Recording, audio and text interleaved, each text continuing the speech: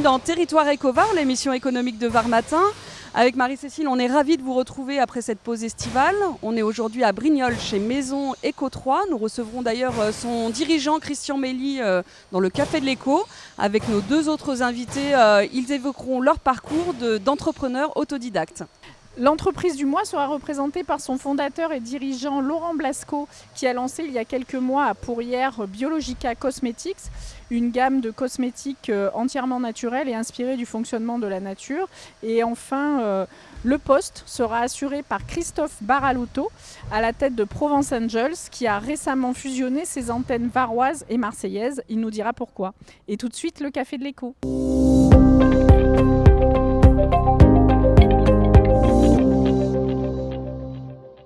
Dans l'imaginaire collectif, un PDG a forcément fait de brillantes et longues études. Nos trois invités ici présents sont la preuve qu'on peut réussir sans forcément passer par cette case-là.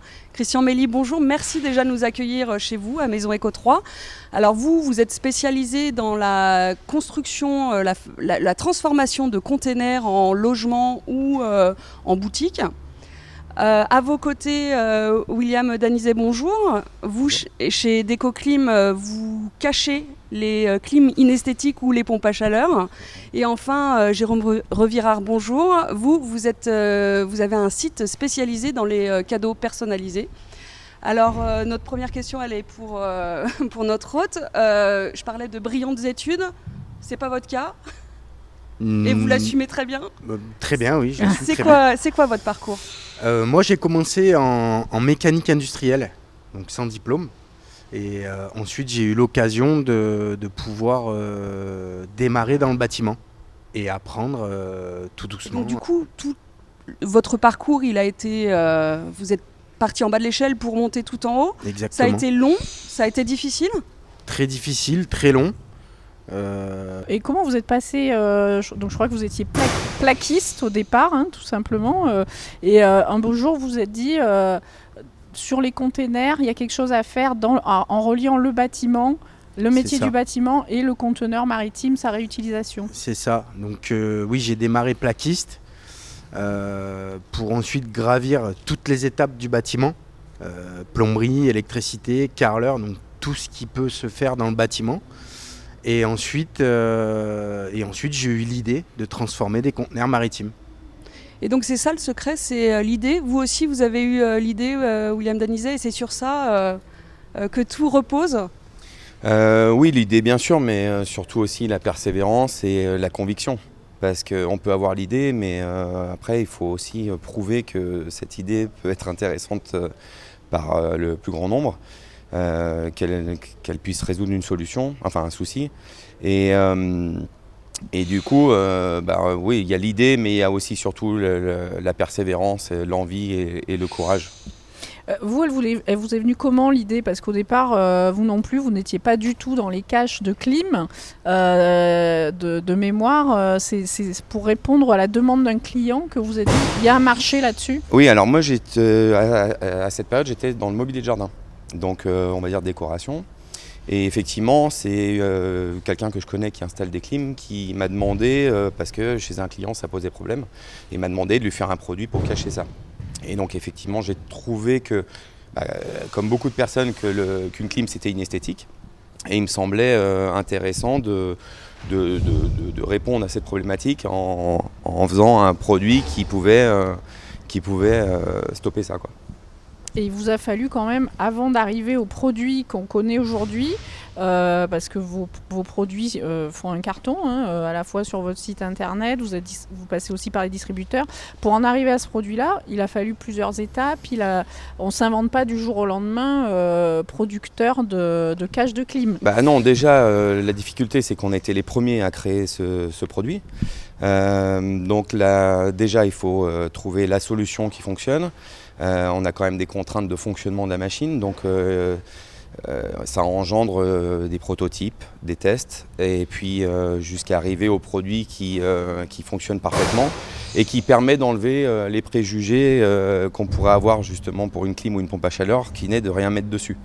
Ce qui n'est pas du tout le cas à partir du moment où le produit est dédié et conçu pour ça.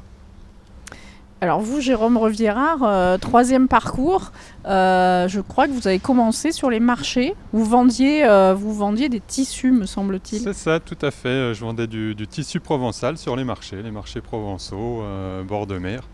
Et j'ai commencé comme ça, j'avais 19 ans.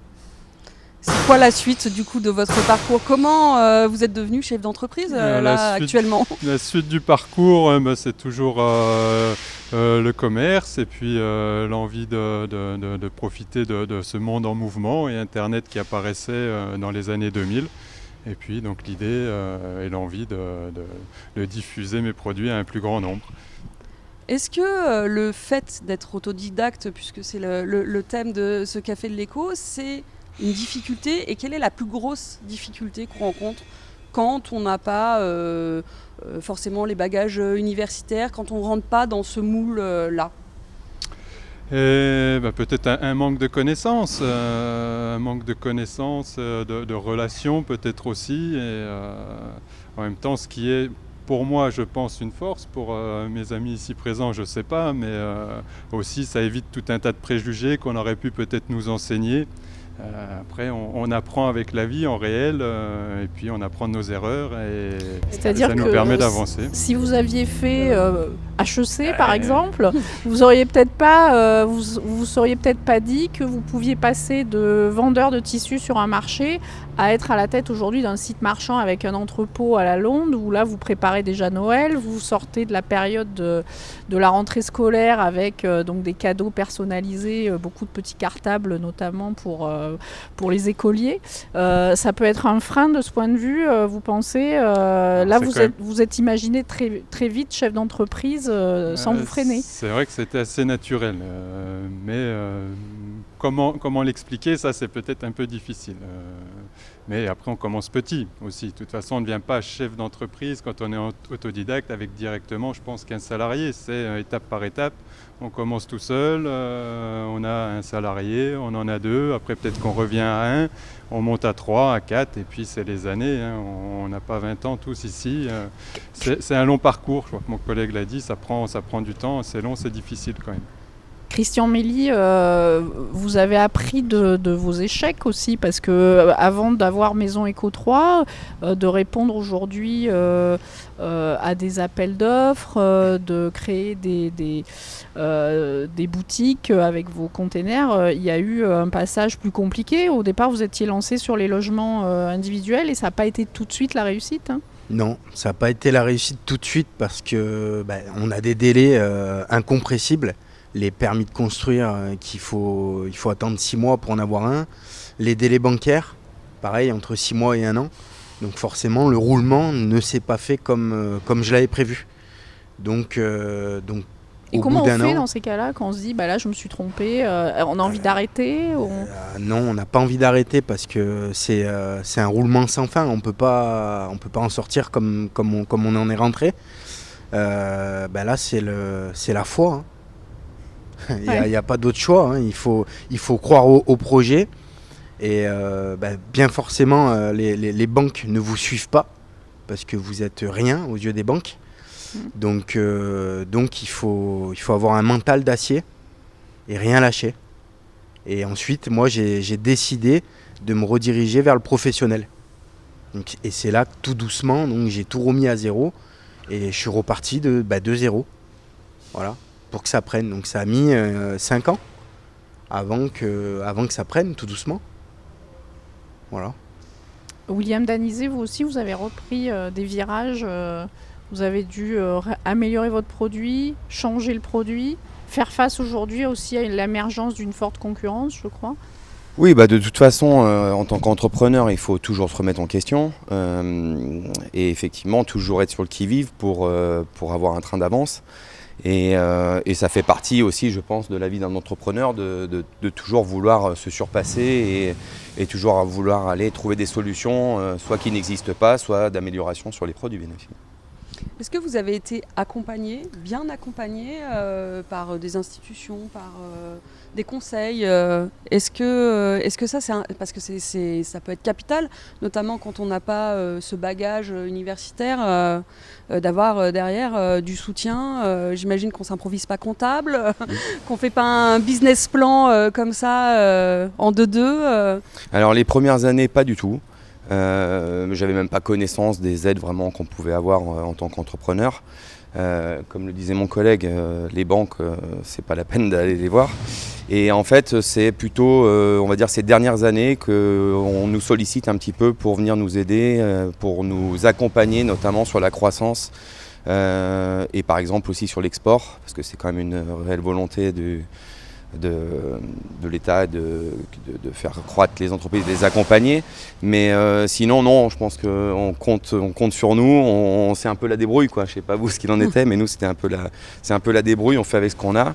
Et c'est peut-être aussi ce qui fait notre force, parce que bon, on apprend à faire avec ce qu'on a. Et puis jusqu'au jour où on commence à avoir effectivement un peu plus d'assises. Et après, c'est vrai qu'on arrive à s'entourer des compétences qu'on n'a pas. C'est ça, c'est qu'au début, on démarre, on fait tout. Ouais. Après, ça marche, super. Du coup, on peut embaucher. Comment on arrive aussi à lâcher, à déléguer? Ça, c'est, je sais pas pour mes collègues, mais pour moi, ça a été assez compliqué. Et bah oui, parce qu'en fait, on a toujours été habitué à travailler seul. Oui, à tout maîtriser. Ouais, voilà, tout à fait. Mais par contre, effectivement, quand on a compris que c'était vraiment un levier, c'est hyper intéressant, parce que déjà, ça permet d'engager des personnes avec nous sur le projet. Ça permet de l'échange, et puis ça permet d'avancer, parce que du coup vous arrivez à vous libérer un peu de temps pour travailler sur autre chose, notamment sur le développement. Donc maintenant, par exemple, si je devais refaire les choses, je pense que j'essaierais de déléguer beaucoup plus tôt. Jérôme Revirard, vous aussi Oui, il a très bien résumé. Et c'est vrai que je pense que c'est aussi peut-être le fait d'être autodidacte, on doit tout faire, tout gérer, tout apprendre en même temps. Et du coup, commencer à déléguer, c'est aussi faire confiance aux autres, ce qui n'est peut-être pas forcément très facile au départ. Donc, mais effectivement, moi, avec le recul, pareil, je me dis aujourd'hui, si j'avais su, j'aurais peut-être délégué plus vite, plus tôt dans la vie de mon entreprise, ce qui aurait peut-être permis aussi d'avoir une croissance plus rapide. Mais bon, en même temps, c'est la vie de l'entreprise. Christian Mély, vous, Maison Eco 3 est assez structurée de ce point de vue. Vous avez mis en place un certain nombre de postes. Aujourd'hui, oui, mais pareil, j'ai commencé, j'étais tout seul, j'ai découpé les conteneurs tout seul.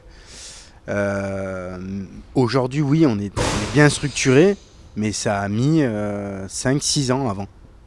Voilà. Comme vous disiez tout à l'heure, on fait la compta, on fait la gestion des matières premières, on fait tout. Et on apprend sur le tas.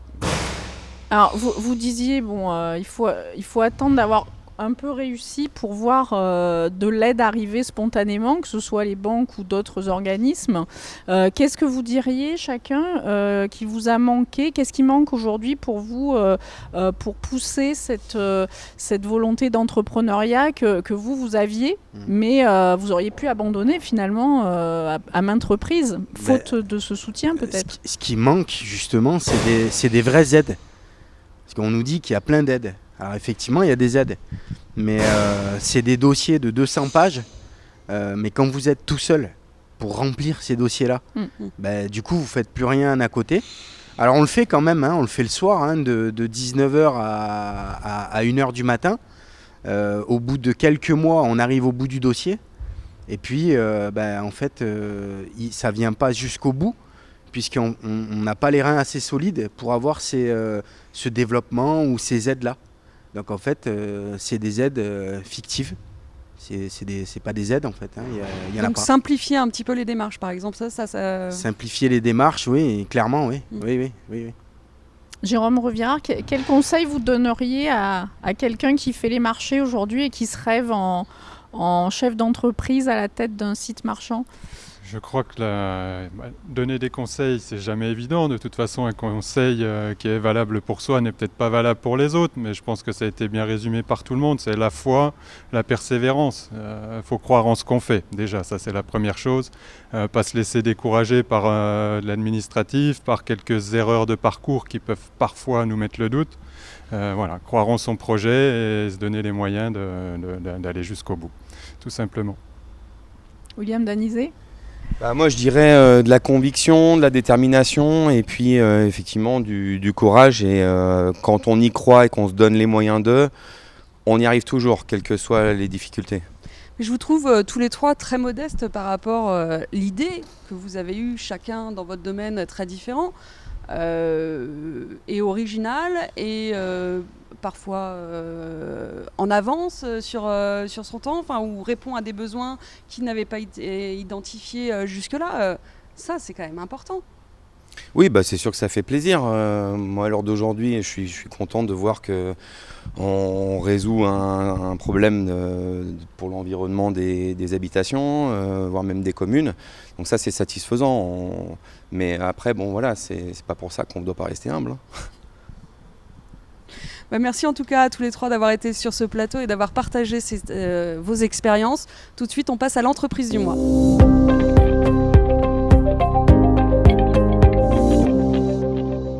L'entreprise du mois, c'est Biologica Cosmetics, représentée par son fondateur et dirigeant Laurent Blasco. Bonjour. Bonjour. Et on va tout de suite découvrir en images le mécanisme que vous utilisez dans vos produits, en l'occurrence les exosomes végétaux. On découvre tout de suite comment ça fonctionne. Les exosomes sont aujourd'hui au cœur de nombreuses recherches. Découverts dans les années 1980, ils jouent un rôle clé dans la communication intercellulaire et suscitent un intérêt croissant dans le domaine médical. Leur membrane biphospholipidque, semblable à celle des liposomes, véhicule un message comparable à une lettre adressée à une cellule cible. Comme pour une lettre, l'exosome doit disposer d'une adresse spécifique à sa surface pour atteindre sa destination. Une fois délivré, ce message peut activer les cellules de l'épiderme, renforçant la fonction barrière de la peau. Les exosomes stimulent alors l'expression de gènes impliqués dans la fonction barrière, ainsi que de certains facteurs de croissance. Dans une seconde approche, centrée sur les cellules souches cutanées, l'extrait de cellules souches issues de baies de goji est capable d'activer les cellules souches mésenchymateuses. Les exosomes ainsi produits par ces cellules stimulent à leur tour les fibroblastes, favorisant la production de collagène et stimulant la régénération cellulaire. Les exosomes de Biologica contribuent ainsi à un rajeunissement cutané profond et durable.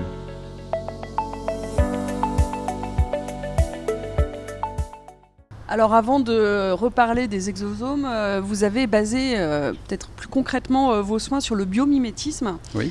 En quoi ça consiste exactement et pourquoi vous avez décidé que ce serait le cœur de vos produits ? Alors le biomimétisme en fait est une approche qui consiste à s'inspirer de la nature pour résoudre des problèmes liés à la vie humaine, entre autres. Dans mon domaine, moi ce qui me concerne davantage, c'est les problèmes liés à la peau et au vieillissement de la peau. Donc en fait, plutôt que de m'intéresser à la nature, je me suis intéressé à la peau humaine.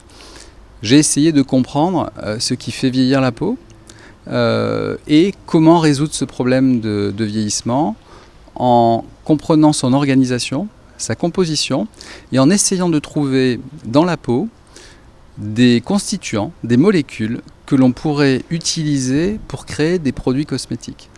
Donc en fait, on a tout en nous pour contrecarrer... Exactement. Une molécule très connue, par exemple l'acide hyaluronique, qui aujourd'hui est presque une commodité, très utilisée, c'est un constituant naturel de l'organisme humain et en particulier de la peau humaine. Eh bien, figurez-vous que non seulement c'est une molécule qui joue sur l'hydratation de la peau, qui joue également un rôle anti-âge, mais c'est également un excellent gélifiant. Vous pouvez viscoser vos produits. D'ailleurs, mes sérums sont constitués d'acide hyaluronique. J'ai donc laissé tomber ce qu'on faisait avant, c'est-à-dire d'utiliser des polymères issus de l'acide acrylique, qui sont des molécules pétrochimiques, pour les remplacer par des polymères qui sont biocompatibles et naturellement présents dans la peau humaine. Alors, il faut préciser que vous êtes vous-même dans le secteur de la cosmétique depuis des années. 33 ans. 33 ans. Vous avez une formation en chimie et en pharmacie qui vous permet de nous expliquer tout ça et de concevoir des formulations, puisque c'est votre métier. Vous êtes toujours salarié d'un grand groupe. Absolument. Et en parallèle, vous avez lancé votre entreprise à Pourrières où vous êtes installé. Exactement, et je suis pourriérois et très fier de l'être. Et j'ai voulu utiliser dans mes produits non seulement de la très haute technologie, puisque j'ai un brevet qui a été validé par l'INPI sur la biodisponibilité des ingrédients actifs. J'ai également utilisé des exosomes végétaux, je vais en parler un peu plus tard pour vous dire un petit peu comment ça fonctionne. Et j'ai utilisé des ingrédients issus du terroir de Provence verte et en particulier de Pourrières. Par exemple ? Par exemple de l'huile d'olive. Alors pareil, pourquoi est-ce que j'ai utilisé de l'huile d'olive ? Alors de l'huile d'olive bio évidemment, issue de la Provence verte. Parce que quand on regarde la composition chimique de l'huile d'olive est le lipide qui se rapproche le plus de la composition des lipides de la peau humaine. Donc vous avez une parfaite biocompatibilité entre l'huile d'olive, donc mes produits qui contiennent cette huile d'olive, et la peau humaine. Alors pourquoi est-ce qu'on recherche cette biocompatibilité ? Et ce biomimétisme, à quoi sert-il ? C'est qu'il est essentiel d'avoir des molécules qui sont reconnues par la peau comme des molécules amies, parce que vous avez du coup une parfaite tolérance, même sur les peaux les plus sensibles. D'accord ? Quand vous utilisez un produit qui contient des huiles minérales, des silicones, ou tout autre ingrédient qui vient de la pétrochimie, vous avez une réaction de rejet de la peau, qui peut expliquer pourquoi vous avez des intolérances, des allergies, des irritations.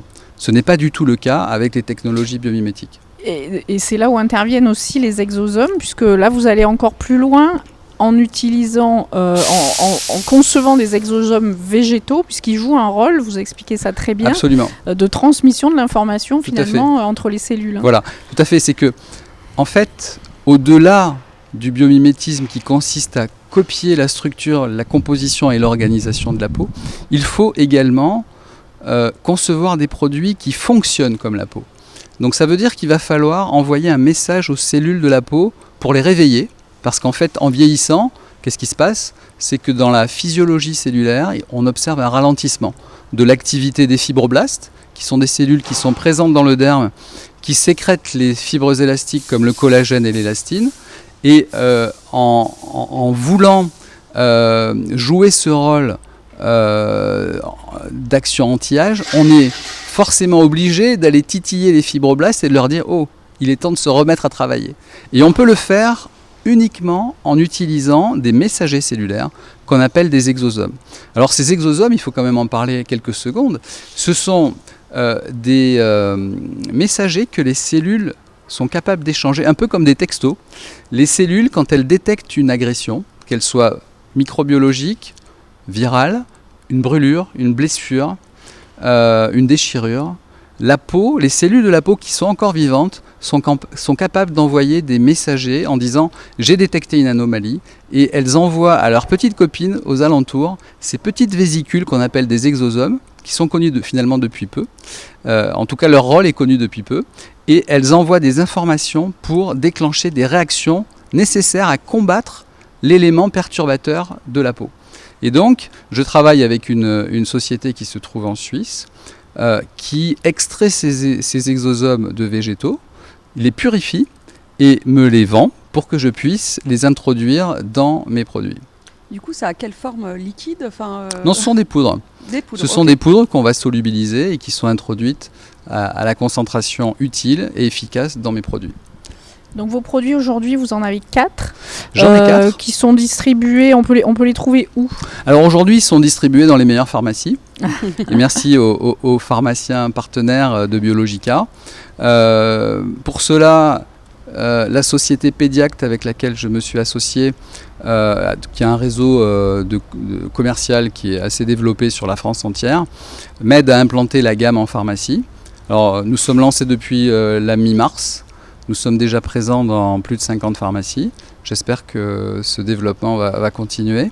Et également, je suis également en vente en ligne sur un site internet biologica-cosmetics.com. Il est possible d'acheter les produits sur ce site. Alors du coup, vous nous l'avez dit tout à l'heure, vous utilisez des ingrédients de la Provence verte, enfin vous vous inspirez du territoire pour créer vos cosmétiques. Oui. Ils sont fabriqués aussi dans le sud, alors un petit peu plus loin. Oui, alors aujourd'hui, le partenaire en termes de production, même si les formules sont conçues par moi-même, puisque c'est mon métier, je suis docteur en chimie. Donc elles sont made in Pourrières. Elles sont conçues à Pourrières. Par contre, tout ce qui est production se fait aujourd'hui à Saint-Cériès, à côté de Nîmes et de Montpellier, puisque ce site de production a tous les agréments EcoCert qui me conviennent en termes de niveau de qualité et d'exigence que j'avais. D'autre part, cette société est dirigée par une personne qui a la même formation que moi, donc il y a forcément une proximité, on parle le même langage, on a réussi à se comprendre sur mon niveau d'exigence, et donc pour l'instant je fais fabriquer mes produits à Saint-Cériès. L'objectif dans les mois qui viennent pour Biologica Cosmetics? Eh bien, l'objectif, c'est de lancer de nouveaux produits. J'ai 4 produits actuellement sur le marché, mais j'en ai 12 qui ont été développés. J'ai des produits éclaircissants, j'ai des produits spécifiques pour le contour des yeux. J'ai un peeling également qui permet d'affiner les peaux les plus épaisses et de leur redonner de l'éclat. J'ai également une mousse nettoyante. J'ai pas mal de produits. Je travaille aussi en photoprotection, parce que ces peaux ont besoin aussi de se protéger du soleil, avec des technologies très avancées permettant de photoprotéger la peau tout en évitant l'impact sur la peau humaine et sur l'environnement. Laurent Blasco, merci. Merci à vous. Et tout de suite, le poste.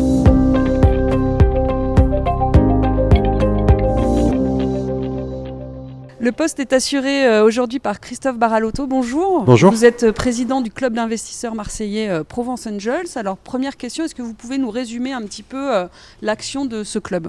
Oui, bonjour à tous. Alors, Marseillais, c'est vite dit, puisque, comme vous le savez, et c'est d'ailleurs la raison de ma présence ici, on vient de fusionner avec l'équipe du VAR Business Angel. Pour la petite blague, mais disons que Provence Angel, c'est un réseau qui existe depuis bientôt 18 ans, qui a été créé effectivement à Marseille, qui au fil des années, qui s'est bien développé, qui a une très très bonne réputation, y compris au niveau national. Et la raison est assez simple, c'est que la déléguée générale qui gère au quotidien le réseau est présente depuis la création. Donc elle assure une certaine continuité. Les présidents défilent, mais elle est toujours fidèle au poste, exactement. Donc réseau d'investisseurs. Vous cherchez des projets dans lesquels investir. C'est ça, voilà. Il y a une centaine de membres aujourd'hui, une bonne centaine de membres d'ailleurs. C'est la première fois, je crois, que l'association dépasse la centaine d'adhérents. Et il y a un process qui est assez bien structuré, qui permet effectivement à la fois de sourcer des projets. Mais comme je le disais, compte tenu de la réputation du réseau, le deal flow est assez dense. On reçoit à peu près 400-500 candidatures par an qui sont étudiées. On vérifie l'éligibilité, on vérifie que ça correspond effectivement à la thèse d'investissement du réseau et in fine à l'appétence de ses membres. Une fois que ça s'est fait, les projets qui sont sélectionnés viennent pitcher une première fois devant l'assistance, une fois par mois. Donc on a un comité qui se réunit, historiquement à Marseille, mais on va voir que ça va un petit peu évoluer. Et donc au cours de ce comité, les dirigeants viennent présenter leur projet sur un format assez court, c'est du pitch, donc c'est 5 à 7 minutes, plus le même temps dédié aux questions. Et en fonction de l'appétence des membres du réseau présents, eh bien, ces projets passent cette première étape. On constitue une équipe d'instruction avec 2, 3, 4 membres qui vont assurer donc le suivi et l'analyse du dossier pendant quelques semaines, voire quelques mois. Si l'instruction est positive, les dirigeants reviennent une deuxième fois, cette fois sur un format un peu plus long, en plénière. C'est à peu près une demi-heure, questions comprises. Et à l'issue de cette séance, eh bien, les gens se prononcent pour investir qui va mettre 5 000, qui va mettre 10 000, 50 000, 100 000 des fois sur certains projets. C'est plutôt rare, mais le ticket moyen, je crois que c'est 12 ou 13 000 euros par investissement. C'est un peu le même principe que l'émission d'M6 qui veut être mon associé, si voilà, on mais veut dans la vraie vie. résumer pour le grand public. C'est exactement ça, mais dans la vraie vie. Les projets que vous recevez, ils sont sur quelle thématique? Plutôt industriel, commerce Alors, on a une thèse nationale et généraliste, donc on a de tout. Tous les secteurs d'activité sont représentés, de l'industriel, du numérique, du e-commerce. Voilà, on a, pour aller au bout de la réflexion, on a une petite réticence sur les biotech, qui sont des sujets qui consomment beaucoup de cash et sur lesquels il faut une expertise vraiment pointue. Et là, on a un peu de mal à se positionner. Par exemple, sur les medtech, on n'a pas de difficulté à se positionner sur un dossier. Il faut savoir qu'on n'investit jamais seul. Notre réseau lève des tickets qui vont entre 150 et 300 000 euros. En l'occurrence, le dernier dossier qu'on est en train de boucler, on s'est positionné pour 410 000 euros. Donc vous voyez, ça fait un ticket assez important. Mais on est toujours en co-investissement, à la fois avec d'autres réseaux de business angels, au niveau national d'ailleurs, et également quelquefois le fonds régional, notamment Région Sud Invest, qui vient se positionner avec nous pour ces projets-là. Et alors le but pour vous, investisseurs, c'est aussi de gagner de l'argent, c'est de ressortir au bout d'un certain nombre d'années des entreprises dans lesquelles vous avez investi, dans l'idéal avec un petit peu plus que ce que vous aviez mis au départ. Ouais, vous avez raison. Je le disais tout à l'heure sur les personnes qui étaient présentes sur votre plateau précédent. On n'est pas business angel pour développer son patrimoine, ça ne marche pas, il faut bien le savoir. On vient parce qu'on croit à l'entreprise et on est convaincu que le développement économique est la seule possibilité pour développer un territoire. Je ne dis pas que c'est pas la seule, disons, c'est la principale, parce qu'autour du développement économique, évidemment, il y a d'autres développements qui suivent. Donc, quand on investit en amorçage, il faut savoir que sur 10 investissements, 6 ou 7 fois, on va perdre 100% de la mise.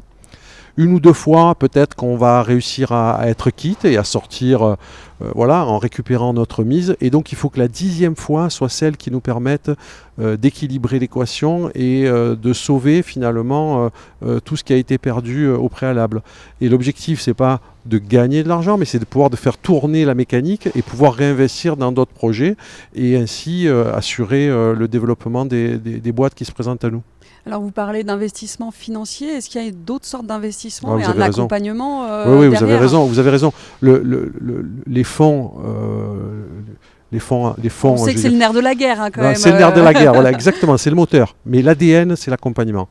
On est ici, on est là pour accompagner les projets, accompagner les dirigeants, transmettre une expérience qu'on a pu avoir. Et c'est la raison pour laquelle on peut avoir des profils très différents qui viennent se positionner chez nous, parce que chacun, avec son expérience, peut apporter quelque chose, peut avoir un effet miroir auprès des dirigeants et peut l'aider à prendre un certain nombre de décisions qui probablement ou peut-être seront majeures pour le développement de son entreprise. Donc effectivement, vous avez raison, l'accompagnement, le temps, c'est ce qui est l'ADN des réseaux de Business Angel. Et alors donc là, votre actualité, c'est que vous avez fusionné avec l'équivalent varois de Provence Angels. Donc désormais, Provence Angels, vous le disiez tout à l'heure, c'est plus seulement Marseille, c'est plus seulement les Bouches-du-Rhône, c'est aussi le Var. Pourquoi ce rapprochement? Vous en attendez quoi? Alors, il faut savoir qu'en région sud, on a des réseaux de Business Angel de façon assez dense. Il y avait 7 réseaux en région sud. La raison pour laquelle on a décidé, ou l'opportunité s'est présentée, vous savez, on est dans le monde associatif, donc et souvent d'ailleurs dans le monde de l'entreprise, c'est beaucoup des questions de personnes. Donc les personnes opérationnelles de Provence Angel et de Var Business Angel échangent régulièrement. Il y a une coordination régionale qui existe d'ailleurs et qui se réunit tous les mois pour partager les deal flows et les dossiers qui sont en cours d'instruction. Et là, on est allé un petit peu plus loin et on a décidé de regrouper nos forces avec un double objectif. Le premier, c'est quand on est plus nombreux à investir, eh bien, on pèse plus dans les tours et donc on a plus de chances d'être écouté. Vous le disiez tout à l'heure, l'objectif, c'est à un moment donné de sortir et de pouvoir récupérer la mise, si possible, avec un upside. Eh bien, forcément, quand on est plus massivement présents au capital, on a plus de chances d'être écouté dans ce sens-là. Et la deuxième, c'est pour éviter d'avoir des dirigeants qui font le tour des popotes, pardonnez-moi l'expression, pour venir lever des fonds, sachant qu'aucun réseau ne peut faire les tours et les financements dans leur totalité. Donc il est bon de pouvoir se regrouper, d'être plus efficace et ainsi de mieux accompagner les dirigeants. Christophe Baralotto, merci. Merci à vous. Merci Amandine. Merci à toute l'équipe de Territoire Écovar. Merci Sophie Doncé. Merci Guilhem Ricavi. On se retrouve dans un mois. On se retrouve dans un mois et en attendant, n'hésitez pas à partager cette émission sur les réseaux sociaux. À très bientôt.